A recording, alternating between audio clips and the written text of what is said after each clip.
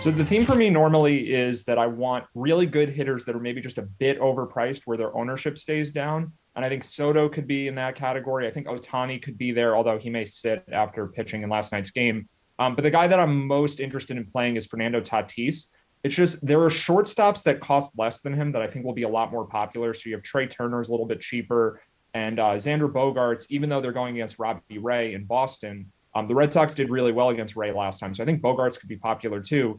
It's really just that Tatis is a great player. He plays a premium position at shortstop, which it's hard to get a lot of offense from. He's the favorite for NL MVP, and I think he could be 3% owned for tournaments or something like that for the slate tonight. So it's just anytime you can get a player of this caliber. I mean, I don't have to go through the stats of just how good Tatis is as an offensive player. He's incredible. He's one of the best players in the league. And if you get him as a contrarian option, that's a rare occurrence.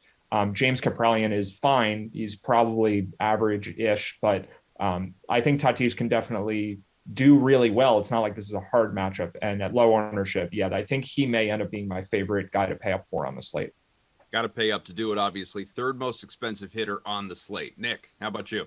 Well, I like Bryce Harper coming into this, but he's up on that 6K range. I think he's at 6.1K tonight. He's going up against a guy that he's hit 4 home runs against in his career. But I'm actually going to stick with Nelson Cruz tonight at 5.7K as my top hitter over 5K. And this is a guy, of course, who we've seen in this range a lot. He's a popular play for all of us on this show. But I think this price is a little bit higher than I've seen from him for most of the season.